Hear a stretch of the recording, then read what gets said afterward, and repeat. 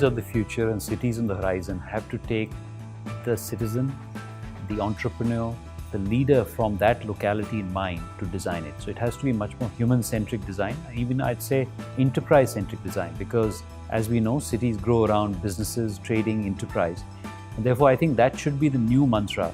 Clearly from before, there was some of that because most great cities have been formed around businesses or around trading posts. But of late, I think we probably succumbed a bit to our colonial pressure of having grandiose buildings, which did not really pay full service to the citizen. I think we need to shift that going forward.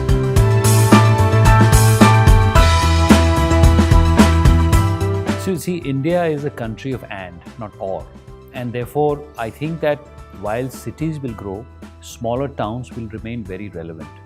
And because the new cities of the future are not based on old industrial paradigms. As we know, jobs are being created by industries, but not at all the same way as they were when America was formed or even when China built itself 20 years back.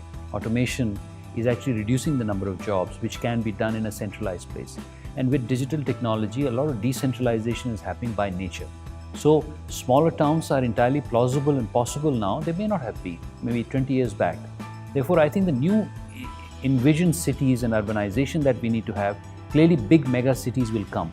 But I believe for India, for our conditions, we should also think about towns and smaller cities which are littered across, which are connected to the megapolises by nodes, digital, physical nodes. So I think we need to reimagine the way we think about urbanization here. It can't be the same way that it has been done for the United States or for Brazil. It has to have an India model. It can't probably even be done the way China did.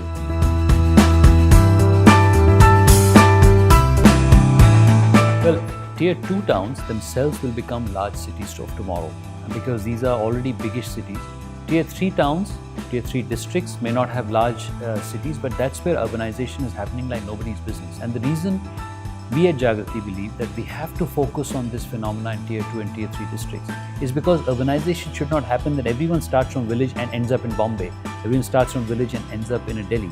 We need to have a situation where somebody goes from a small village to a district which is close by, as I gave the example of Devariya. Then he probably goes to Lucknow potentially, and then they go to a Delhi. And this I think is important because we must say that 58% of India, almost 800 million people, are living in these Tier 2 and Tier 3 districts. For them to make a rush to one large city or 5, 10, 15 large cities is going to be disastrous, not only from an urban planning sense, but also from a social sense. It causes a lot of turmoil. They leave their wives and children behind. They work as drivers and menial jobs in these cities, and I don't think it's good for anyone.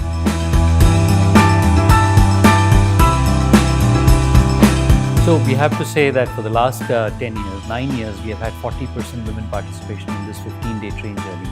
Everywhere we have gone, the hand of women has been behind every successful enterprise. And this year, I'm very proud to announce, it was 50% participation. So 50-50 women participation.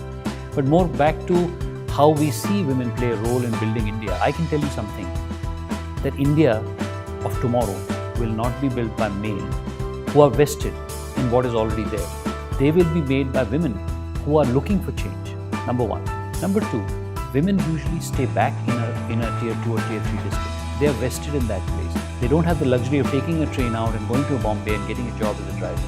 Therefore, we need to think about the women population not just as an abla nari, this is a poor woman, but as a person who can be a real change maker. And I think in that, if you look at that, then I think labour force participation will go up. It's ironic that actually women in rural areas have a slightly higher labour force participation than some of the urban areas. So we have to break that stereotype. We need to make urban areas safe for women. We need to make urban areas where women can go out and earn their livelihood, stand shoulder to shoulder with the man next to her. That currently, ironically, is happening more in rural areas than in urban areas. And that's a travesty.